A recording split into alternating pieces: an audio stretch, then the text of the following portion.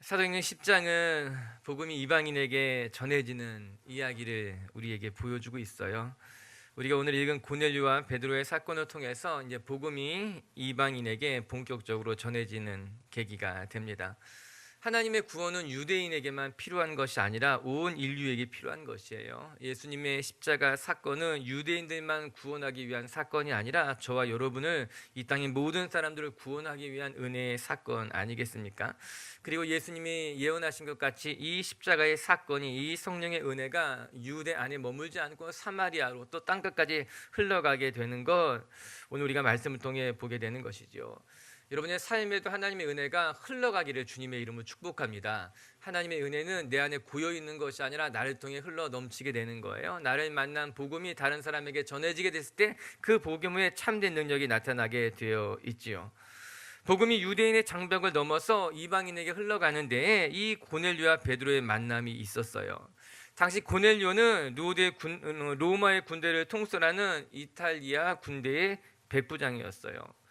반면에 베드로는 갈릴리에서 태어난 전형적인 유대인이었습니다. 이렇게 전혀 다른 삶의 궤적을 가졌던 이 두 사람의 만남을 통해서 복음이 이방인에게 흘러가는 것 아니겠습니까? 이들의 만남은 역사상 매우 위대한 만남이에요. 또 한편으로는 기적적인 만남이에요. 그리고 기독교의 역사를 바꾼 만남이라고 해도 과언이 아닐 것입니다. 여러분, 세상에는요 이렇게 귀한 아름다운 만남들이 있지만 또 한편으로는 만나지 않았으면 또 좋을 만남도 있겠지요. 정말 내 평생에 잊지 못할 은인을 만나는 만남도 있지만 또 내가 만나지 않아야 될 사람을 만나는 것도 있겠지요. 서로에게 상처를 주기도 하고 더 나아가서 서로에게 좋지 않은 영향력을 주는 만남들, 북이스라엘의 아합과 이세벨의 만남이 대표적인 만남이었겠지요. 그들은 부부였지만 결국에는 이스라엘을 서로의 삶을 파국으로 몰아가는, 차라리 만나지 않았으면 좋았을 만남이었을 텐데 그런 생각을 하게 됩니다. 그러나 오늘 우리가 읽은 이 고넬료와 베드로의 만남은 서로에게 이로운 만남이 될 뿐만이 아니라 하나님의 뜻을 이루는 만남이며 선한 열매를 이루게 했습니다. 복음이 이방인에 전해지는 가교의 역할을 감당하게 된 것 아니겠습니까? 여러분, 축복해요. 여러분에게도 이런 귀한 만남이, 위대한 만남이 있게 되길 주님의 이름으로 축복합니다. 그런데 이런 만남이 좋은 만남인지 아니면 안타까운 만남인지를 결정하는 차이점이 무엇일까요? 단 한 가지입니다. 하나님이 인도하신 만남이냐 아니면 사람이 인도한 만남인가라고 하는 것이에요. 하나님이 인도하신 만남은요 우리의 삶에 좋은 열매를 맺게 되어 있습니다. 비록 삶의 궤적이 다른 사람들끼리 만났다 할지라도 하나님이 인도하신 만남은요 그 삶에 선한 열매를 맺게 하는 거예요. 나하고 전혀 맞지 않는 사람일 것만 같다 할지라도 하나님이 만나게 하신 경우에는요 그 나와 맞지 않는 사람을 통해서도 하나님께서 귀하게 역사하신다라고 하는 거예요. 여러분, 그것을 우리가 알아야만 됩니다. 나와 맞지 않는 사람일 것만 같다 할지라도, 나와 전혀 다른 사람일 것만 같다 할지라도 하나님이 인도하신 만남은요 그 만남을 통해서 역사가 나타나는 거예요. 그런데요, 놀랍게도 내가 너무나 좋아하는 사람이라 할지라도요, 내가 욕심을 내서 인위적으로 만난 사람이라 할지라도요, 그 만남이 하나님이 인도하신 만남이 아니라면 그 만남에는요 부작용이 나타나기도 하고요, 그 만남을 통해서도 상처가 일어나기도 한다라고 하는 거예요. 우리가 지난주에 살펴본 묵상한 애니야와 다비다의 사건을 생각해 보시기 바랍니다. 베드로와 애니야의 만남도요, 또한 베드로와 다비다의 만남도요, 결국에는요 하나님의 영광을 드러내는 만남이 되었고요, 사람을 살리는 만남이 된 것 아니겠습니까? 무엇이었어요? 결국에 하나님이 베드로를 애니야에게 인도하시니, 하나님이 베드로를 죽은 다비다에게 인도하시니 그 만남을 통해서 하나님의 역사가 나타난다라고 하는 것이죠. 여러분, 우리의 삶에 이런저런 만남이 있을 것이에요. 그러나 중요한 것은요, 그 만남이 내가 이기적으로 억지로 욕심으로 만들어낸 만남이 아니라 하나님의 말씀에 순종한 만남, 하나님께서 인도하시는 만남이 된다면 그 만남을 통해 거룩한 스파크가 생기는 거예요. 그 만남을 통해 하나님이 역사하시기 시작한다라고 하는 거예요. 하나님의 만남은 축복이에요. 하나님의 만남은요 선한 열매를 기대할 수 있는 사건이 된다라고 하는 거예요. 전 빛의 교회와 여러분의 만남이 하나님의 만남이 되기를 소망합니다. 빛의 교회에서 만난 우리들의 만남이, 저와 여러분의 만남이 하나님의 선한 인도하신 가운데 하나님의 뜻을 이루는 만남이 될 수 있게 되기를 주님의 이름으로 축복합니다. 오늘 우리가 고넬료와 베드로의 만남을 묵상하게 될 것인데, 이 귀한 하나님이 예비하신 만남을 통해서 복음이 어떻게 이방인으로 흘러가느냐, 어떻게 복음이 열방 가운데 흘러가게 되는가 살펴보게 될 텐데, 이 말씀을 통해 우리에게 하나님의 음성이 들려왔으면 좋겠어요. 그리고 만남이 얼마나 귀한 것인지를 깨닫고 그 만남을 통해 하나님의 뜻을 다시 한번 들여다보는 시간이 되기를 주님의 이름으로 축복합니다. 첫 번째, 오늘 말씀을 통해 배우게 되는 것은요, 이 복음이 이방인에 전해지는데 주도적인 역할을 하는 것은 사람이 아니라 하나님이라고 하는 거예요. 우리의 인생을 인도하는 것은 사람의 욕심이 아니라, 사람의 계획이 아니라 하나님의 선한 인도하심이라고 하는 거예요. 말씀을 보시기 바랍니다. 베드로를 통해서 복음이 이방인에게 전해지게 돼요. 나중에 살펴보겠지만요, 바울을 통해서는요, 복음이 소아시아와 마게도냐 지역까지 전해지게 되는 거예요. 그런데 이때 우리가 기억해야 될 것은요, 복음이 열방으로 전해지는 이 일에 있어서 주도권은 누가 쥐고 있느냐? 하나님이 쥐고 있다는 사실입니다. 베드로를 통해서 복음이 전해지지만, 바울을 통해서 복음이 전해지지만, 그 복음이 전해지는 주도권은 하나님이 쥐고 있다라고 하는 사실입니다. 오늘 본문에는요, 두 개의 환상이 등장하게 됩니다. 고넬료가 본 환상, 그리고 베드로가 본 환상이에요. 우리 1절 오늘 말씀을 한번 같이 읽어볼까요? 1절 2절 말씀이에요. 시작. 가이사랴에 고넬료라는 사람이 있으니 그가 경건하여 온 집안과 더불어 하나님을 경외하며 백성을 많이 구제하고 하나님께 항상 기도하더니, 먼저 가이사랴에 살고 있었던 백부장에 대해서, 고넬료에 대해서 소개하고 있어요. 가이사랴가 어느 곳인가? 이스라엘에 있어서는 서쪽에 위치한 항구인데, 이 도시는 헤롯이 로마 황제를 위해서 건설한 도시였어요. 그렇기 때문에 로마 황제의 이름을 빌려서 가이사랴 그렇게 붙인 것입니다. 당시 유대에서는요, 행정상의 수도로 로마의 군대가 주둔해 있었던 도시였어요. 총독이 어디 머무르고 있었는가? 이 가이사랴에 머물면서 이스라엘 전체를 다스린 것 아니겠습니까? 그래서 사도행전 후반부에 보게 되면요, 바울이 이 가이사랴에서 2년 동안 옥살이를 하게 됩니다. 그리고 그곳에서 총무대인 벨릭스, 또 베스도, 헤롯 아그리빠를 만나면서 복음이 무엇인가 전하게 되는 곳이 바로 이 가이사랴예요. 고넬료는 이 가이사랴를 지키던 백부장이었습니다. 그러던 어느 날 하나님으로부터 한 환상을 보게 됩니다. 그리고 그 환상에 따라서 고넬료는 베드로라는 사람을 청하게 되는 것이에요. 우리 4절 5절 말씀을 같이 한번 읽어볼게요. 시작. 고넬료가 주목하여 보고 두려워 이르되, 주여 무슨 일이니까? 천사가 이르되, 내 기도와 구제가 하나님 앞에 상달되어 기억하신 바 되었으니 내가 지금 사람들을 요바로 보내어 베드로라 하는 시몬을 청하라. 여러분, 고넬료에게 나타난 환상은요, 매우 간단하고 명료했습니다. 선명했습니다. 다른 것이 아니라 요바로 가서 베드로라는 사람을 청하라고 하는 거예요. 그가 지금 무두장이 시몬의 집에 있으니 저는 고넬료가 머뭇거릴 이유가 없었다 생각하게 됩니다. 왜냐하면 하나님이 보여주신 환상이 너무나 구체적인 말씀이었기 때문인 거예요. 여러분, 이 환상을 보시기 바랍니다. 언제, 어디서, 누가, 무엇을 해야 될지 굉장히 구체적으로 나오지 않습니까? 언제, 지금, 바로 어디로? 요바로 가서 무엇을? 베드로라 하는 사람을 청하라고 하는 거예요. 심지어는요, 그가 어디 있는가? 무두장이 시몬의 집에 있다는 것까지 구체적으로 가르쳐 주는 것 아니겠습니까? 이에 베드로는요, 조금도 주저하지 않고 그 자리에서 사람을 보내게 됩니다. 천사가 고넬료에게 보여준 것처럼 이 고넬료가 바로 순종하게 되는 것이죠. 이게 고넬료가 본 환상의 전부였어요. 그럼 이 다음에는 베드로가 본 환상을 같이 한번 읽어볼까요?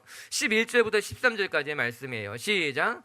하늘이 열리며 한 그릇이 내려오는 것을 보니 큰 모자기 같고 내 귀를 메어 땅에 들이웠더라. 그 안에는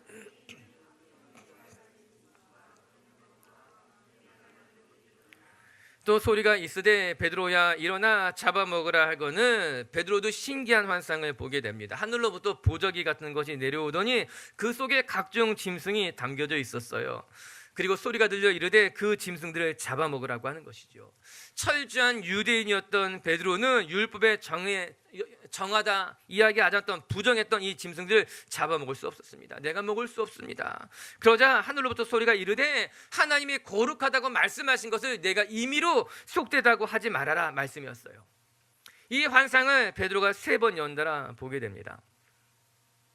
이것이 오늘 베드로가 본 환상의 전부였다라고 하는 겁니다.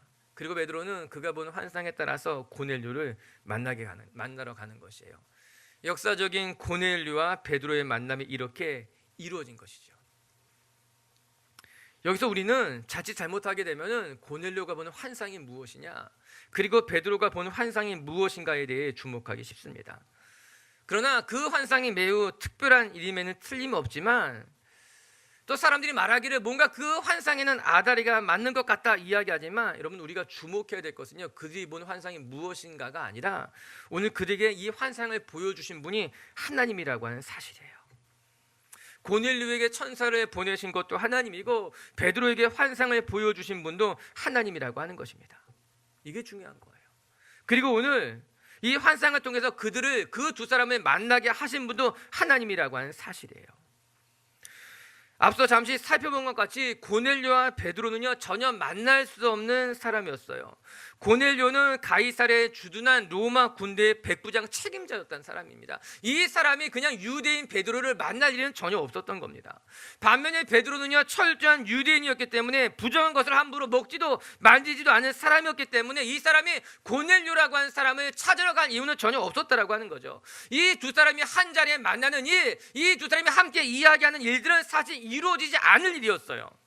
그런데 오늘 하나님께서 이 두 사람에게 각자 환상을 보여주시고 이 두 사람을 한 자리로 인도하는 것을 통해서 하나님이 이 두 사람을 만나게 한다라고 하는 것입니다. 이 두 사람의 환상과 이 두 사람의 만남을 이끌어 가셨던 분이 성령, 우리 하나님이라고 하는 것, 하나님의 주도로 이루어지고 있다라고 하는 것입니다. 그리고 이 만남을 통해서 복음이 이방인에게 흘러가게 되는 결정적인 계기가 된 것 아니겠습니까? 여러분, 사실 이 복음이 유대인을 넘어서 이방인에게 흘러가는 일은요, 불가능한 일이었어요. 너무나 큰 장벽이 가로막고 있었죠. 어느 누구도 내가 받은 이 복음을, 내가 받은 이 기쁜 소식을 이방인에게 만나서 전하고자 했던 사람은 아무도 없었다는 것입니다.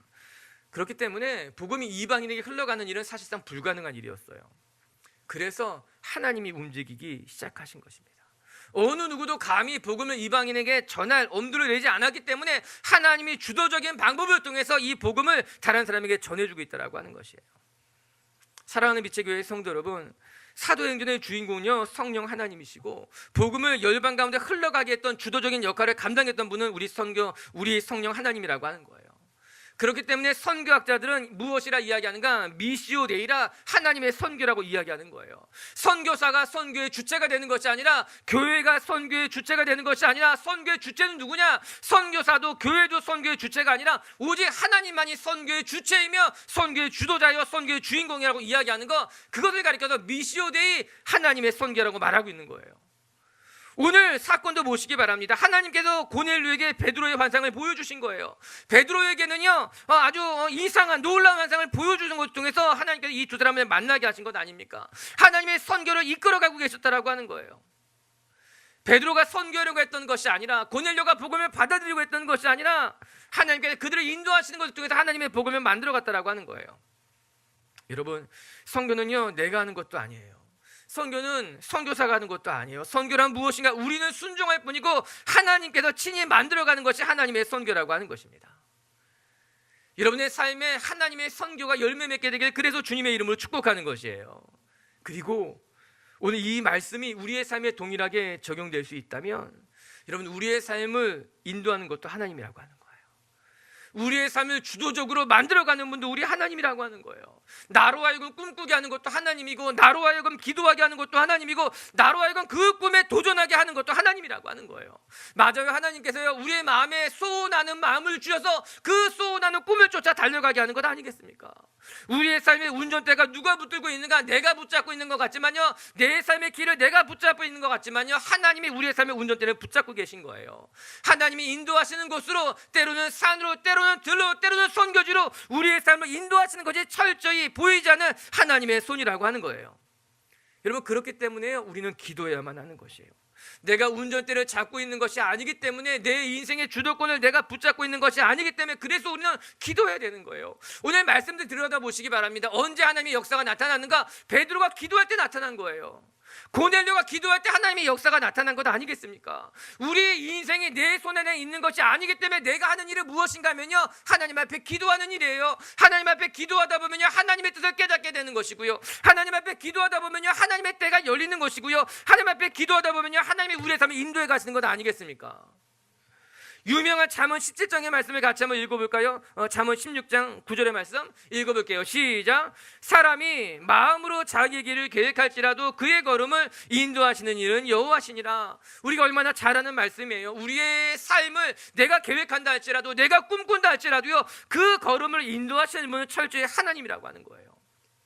여기서 인도한다고 하는 히브리의 단어는요, 집을 세운다고 할 때 사용하는 단어인 거예요. 즉 하나님께서 우리의 인생의 집을 굳건히 세워가는 것, 그것이 하나님이라고 하는 것이죠. 저는 이 말에 철저히 동의합니다. 여러분, 내가 세우는 것이 아니에요. 내가 만들어가는 것이 아니라고 하는 거예요. 내 집을 하나님이 짓는 것이고요, 내 집에 사람들을 불러들여서 쉬게 하는 것이에요. 내 인생을 통해 하나님이 역사하는 것 아니겠습니까? 오늘도 여러분의 집을 지으는 분이 하나님이시고, 그 집에 사람들을 쉬게 하시는 것도 하나님이시고, 그 집을 통해서 역사하시는 것도 하나님임을 믿음으로 받아들이게 되길 주님의 이름으로 축복합니다.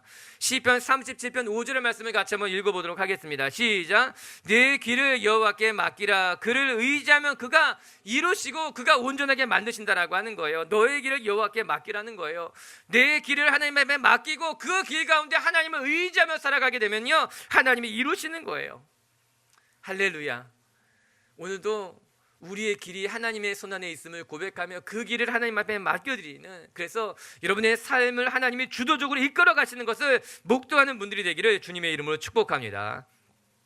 두 번째, 오늘 말씀을 통해 또 하나 배우게 되는 것은, 하나님이 우리의 삶을 이렇게 주도적으로 이끌어 가실 때 우리는 무엇을 해야 되느냐? 우리는 하나님 앞에 경건한 사람들이 되어야 된다고 하는 거예요. 오늘 고넬료와 베드로의 환상을 이야기하면서 계속 눈에 들어오는 것이 있어요.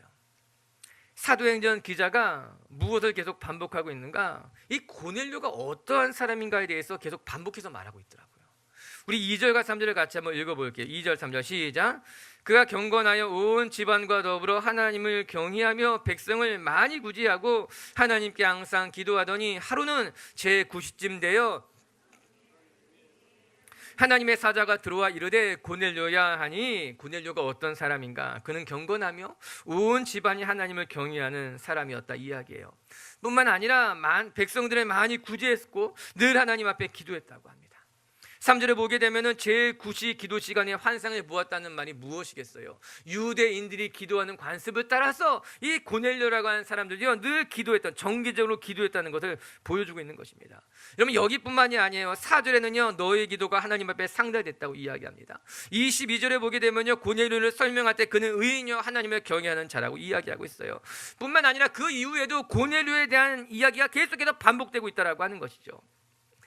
오늘 사도행전 기자는요, 고넬료가 보는 환상을 말하기보다 고넬료가 어떠한 사람인가에 대해서 더 많이 이야기해주고 있습니다. 굉장히 독특하지 않습니까? 고넬료가 어떠한 일을 했는가, 그가 어떠한 환상을 보았는가, 그가 경험한 기적이 무엇인가. 여러분, 우리는 그런 거에 주목하기 시작하게 됩니다. 내게 보여주는 기적이 무엇입니까? 내가 해야 되는 일이 무엇입니까? 내가 어떤 것을 감당하겠습니까? 우리는 자꾸 무엇인가 doing에, 내가 해야 하는 일에 주목하게 된다라고 하는 거예요. 그런데 오늘 사도행전 기자는요, 고넬료가 본 거, 고넬료가 한 일보다는 고넬료가 어떠한 사람인가에 대해서 말해주고 있다는 거죠. 이게 중요한 거예요. 이게 중요한 거예요. 그에게 일어난 사건보다 그가 어떤 사람인지를 설명하는 데 더 많은 시간을 할애하고 있는 것은 하나님이 그를 왜 쓰시는가에 대해서 이야기하고 있는 거예요. 복음이 이방인에게 전해지게 되는데, 이방인에게 전해주는 그 첫 단추가 누구였는가? 복음이 이방인에게 전해지는데 가장 먼저 복음을 전해받는 그 이방인이라는 사람이 어떤 사람인가에 대해서 이야기하고 있는 것 아니겠습니까? 그는 복음을 받기에 부족하지 않은 사람이었어. 그는 이 영광스러운 자리에 있기에 충분히 합당한 사람이었어. 우리는 이 부분을 주의 깊게 보아야만 할 것입니다. 하나님께서 고넬료와 같이 하나님을 경외하는 사람을 통해서 하나님의 선한 역사를 사용하신다는 거예요. 여러분, 우리 하나님은요, 뜬금없이 누군가를 사용하지 않습니다. 하나님은요, 요셉과 같이 순전한 사람을 사용하십니다. 다니엘과 같이 뜻을 정한 사람을 사용하시는 거예요. 고넬료와 같이 하나님을 경외하는 사람을 통해서 하나님의 역사를 만들어 가신다라고 하는 거예요. 그렇기 때문에 오늘 우리가 하나님 앞에 하나님의 영광을 보기를 원한다면, 하나님 앞에 귀한 쓰임에 사용받기를 원한다면, 우리는 먼저 하나님의 사람으로, 우리의 마음이 순전하게, 우리가 경건하게 하나님의 사람으로 준비되어야 된다라고 하는 것입니다. 물론 여기에 있어서 우리가 오해하지 않아야 될 것은 신앙의 행위가 중요하냐, 그건 아니겠죠. 우리가 훌륭한 사람이 되어야지만 하나님이 쓰시는가? 물론 그것은 아닙니다. 고넬료가 이렇게 쓰임받은 것이 그가 대단한 사람이었기 때문에 하나님이 쓰셨는가? 그것도 아니라고 하는 거예요. 오늘 성경에 무엇이라 말합니까? 그는 이방인이었다는 거예요. 비록 자격이 없는 사람이었다라고 하는 거예요. 그러나 그 안에 하나님은 그가 경건히 하나님을 경외하고 있다는 것을 들여다보았다라고 하는 것입니다. 여러분, 이것이 중요한 거예요. 우리의 행위가 중요한 것이 아니라 우리가 대단한 업적, 내가 대단한 사람이 되었는가가 중요한 것이 아니라 그렇지 않다 할지라도 우리의 마음이 순전하다면, 우리의 마음이 하나님을 경외하는 삶을 살고 있다면 하나님은 우리를 통해 역사하신다라고 하는 거예요. 시편 25편 14절에 이런 말씀이 나와 있어요. 같이 한번 읽어볼게요. 여호와의 친밀하심이 그를 경외하는 자에게 있으며 그의 언약을 그들에게 보이실 것이라. 하나님이 하나님의 뜻을 누구에게 보여주시는가? 하나님을 경외하는 자에게 하나님의 친밀하심이 하나님을 경외하는 자에게 있을 것이라고 하는 거예요. 맞아요. 사랑하는 미치교회 성도 여러분, 우리는 대단할 필요는 없지만 하나님을 경외해야만 하는 것이에요. 우리는 대단한 업적을 이루어야 하는 것은 아니지만 우리의 마음은 언제나 하나님 앞에 신실하게 하나님 앞에 온전히 드려져야 되는 것이 맞다라고 하는 것이에요. 전 여러분들이, 우리 미치교회 성도들이요, 대단한 업적을 이루진 못했다 할지라도요, 여러분이 대단한 것을 이루어놓은 사람은 아니라 할지라도요, 우리만큼은 하나님 앞에 순전한 마음을 가지고 있는 분들이 되었으면 좋겠어요. 이 땅에 순전한 사람을 찾는다면요, 여러분들이 되었으면 좋겠어요. 할렐루야. 저는 고넬료가 너무나 귀하게 쓰임받은 사람이라고 생각합니다. 그가 이탈리아의 천부장 만부장 총독이 되진 않았다 할지라도요, 이 고넬료라고 하는 사람은요, 복음이 유대인의 문턱을 넘어가는 데 있어서 결정적인 역할을 감당한 거예요. 전 그것을 소망해요. 우리 미체교회 성도들이 복음이 앞으로 전진하지 못할 때, 복음이 세상의 장벽을 넘지 못할 때 그 자리에 엎드려서 하나님, 나를 밟고 복음이 넘어가길 원합니다. 이 복음이 이방인의 장벽을 넘어가지 못할 때 나를 통해서 이 복음이 이방인의 장벽을 넘어가길 원한다고 그렇게 쓰임받는 사람들. 때로는요, 하나님의 일이 장애물을 만날 때가 있는 거예요. 또 때로는요, 하나님의 역사가 어려운 일을 만날 때가 있다라고 하는 거예요. 그러나 하나님의 사람들은 어떻게 쓰이는가? 하나님의 역사가 장애물을 만날 때, 하나님의 역사가 어려운 일을 만날 때 그때 헌신하며 그때 엎드려서 쓰임받는 것이 하나님의 사람인 것 아니겠습니까? 그걸 소망하는 거예요. 여러분들의 인생에, 여러분의 시간이, 여러분의 가진 것들이 하나님의 역사가 장벽을 만날 때 귀하게 쓰임받는다면 그것처럼 감사한 일이 어디 있겠는가라고 하는 거예요. 아멘. 그런데 여기서 우리가 한 가지 더 생각할 것이 있어요. 무엇인가? 고넬료는 매우 경건한 사람이요, 많은 이들을 구제하고 돌본 사람임에 틀림이 없습니다. 그러나 그에게도 복음이 필요했기 때문에 성령님을 통해서 복음이 그에게 전해졌다는 거예요. 여러분, 이 사실이 너무나 중요합니다. 어떻게 보면요, 고넬료는요, 부족한 것이 없는 사람이었어요. 정복국 로마의 시민이었어요. 뿐만 아니라 그는 출세하여서 로마 군대 장교, 지금으로 말하면요, 타국의 주재관의 장교가 된 것 아니겠습니까? 뿐만 아니라 그는요, 선한 마음이 가득한 사람이었어요.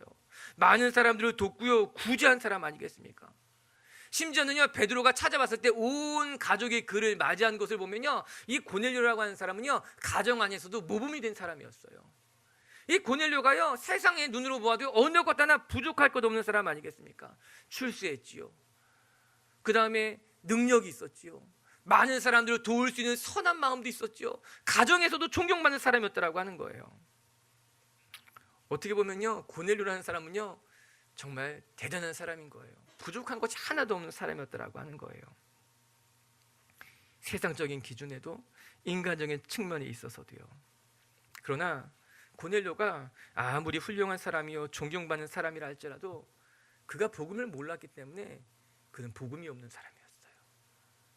그가 세상의 기준으로 모아서 아무것도 부족한 것이 없다 할지라도 그에게 복음이 필요했기 때문에 하나님은 베드로를 통해서 그에게 없었던 복음을 전해준 것 아니겠습니까? 이게 중요한 거예요.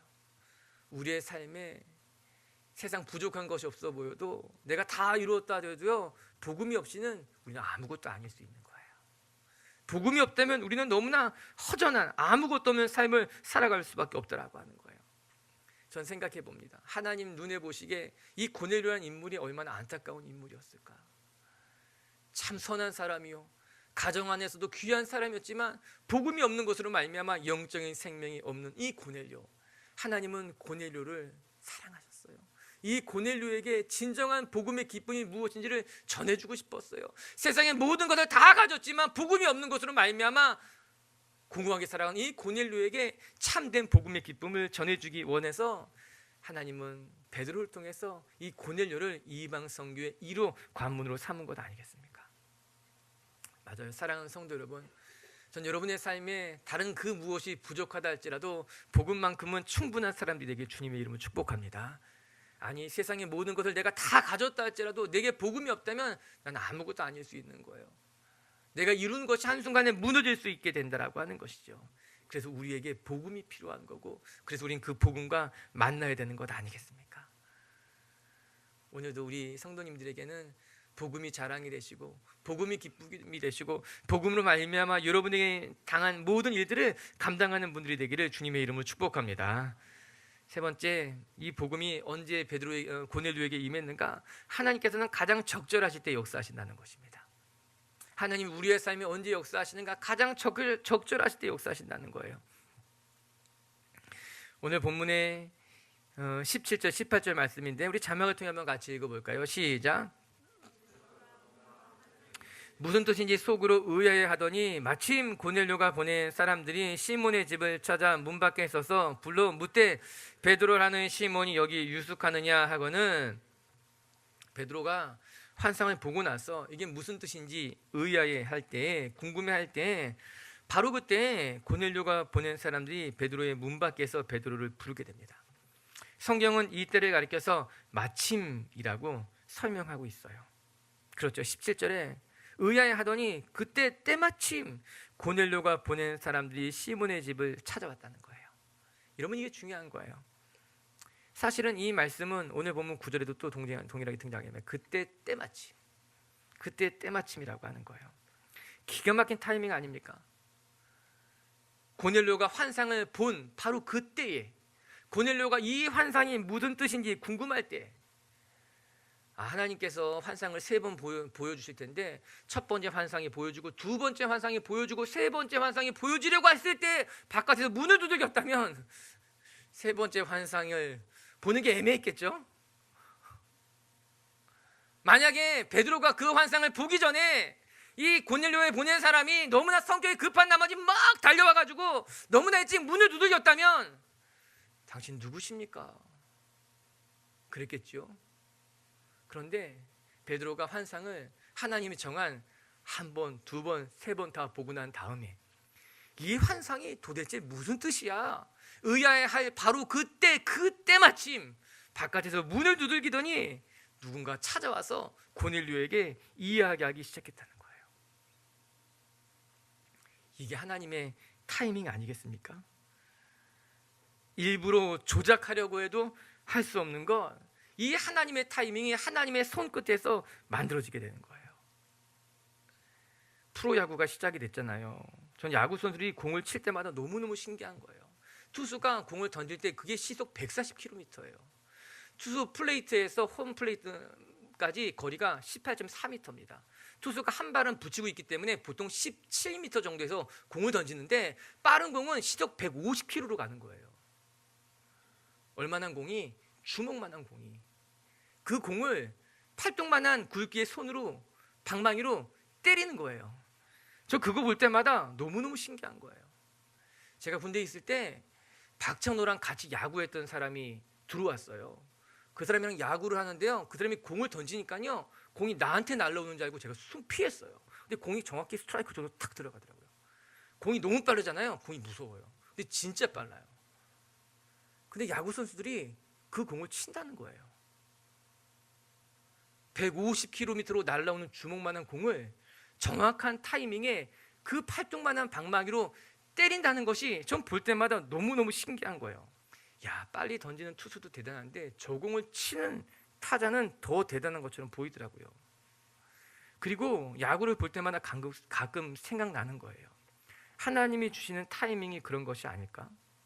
인간적인 생각으로는 맞출 수 없는 것, 내가 계산하고 생각해도 맞출 수 없는 것이지만, 이 하나님의 타이밍이라고 하는 것은요, 내가 의도하지 않아도, 내가 예상하지 못할 때 하나님이 정한 시간에 정확하게 우리 가운데 찾아와서 우리의 삶의 문을 열기도 하고요, 우리의 삶을 이끌어 가기도 하고요, 우리의 삶에 하나님의 기적을 만들어 놓는 것이 하나님의 타이밍이라고 하는 거예요. 오늘 고넬료와 베드로의 만남은요, 정확한 하나님의 타이밍이 무엇인지를 보여주고 있는 거예요. 하나님이 정하신 일을, 하나님이 정하신 때에, 하나님이 정하신 사람을 통해서 하나님이 만들어 가신다는 것을 오늘 고넬료와 베드로의 만남이 우리에게 보여주고 있는 것 아니겠습니까? 사랑하는 미체교회 성도 여러분, 우리의 삶에 하나님의 때는 늦지도 빠르지도 않을 것입니다.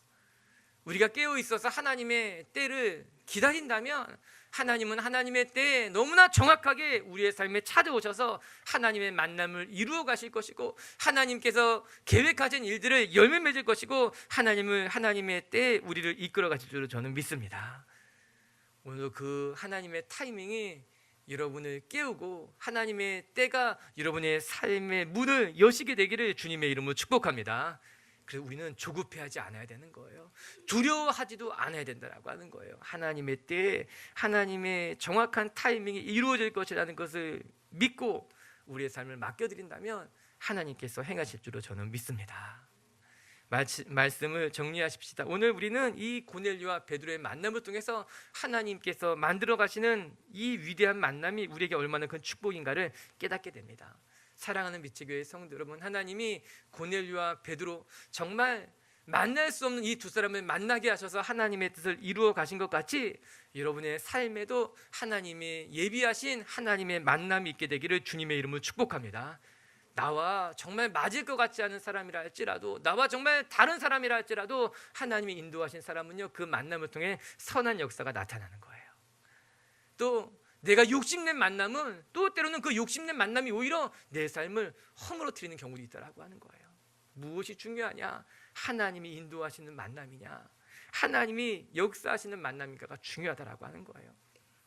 여러분의 인생을 하나님 앞에 맡겨드리면 하나님이 예비하신 때에 하나님의 만남을 이루어 가실 줄로 저는 믿습니다. 첫 번째, 오늘 말씀을 통해서 배우게 되는 것은요, 만남도 또 복음이 이방인에 전해지는 것도요, 다 하나님의 주도적인 역할이었더라고 하는 거예요. 우리의 삶도요, 내가 이끌어가는 것이 아니라, 내가 주장하는 것이 아니라 하나님이 주도적으로 저와 여러분의 삶을 이끌어 가실 줄로 믿습니다. 그리고 두 번째 발견하게 되는 것은 하나님의 이 주도적인 역사는 경건한 사람을 통해서 이루어진다라고 하는 거예요. 여러분, 우리는요, 대단한 사람이 될 필요는 없지만 하나님을 경외하는 사람이 돼야 될 것입니다. 우리가 대단한 것을 이루어야 되는 것은 아니지만 우리의 마음만큼은 순전하게 하나님을 사랑할 수 있는, 하나님을 경외하는 사람이 되어야 된다라고 하는 거예요. 그리고 세 번째, 하나님의 때는, 하나님의 타이밍은 우리가 예상하지 못할 때지만 가장 적절하실 거예요. 전 우리 성도님들이 하나님의 때를 신뢰하고 하나님 앞에 맡겨드릴 수 있게 되기를 바랍니다. 우리 가슴에 한번 손을 얹어 봅시다. 그리고 이 시간 오늘 말씀을 기억하면서 우리 한번 같이 기도합시다. 하나님,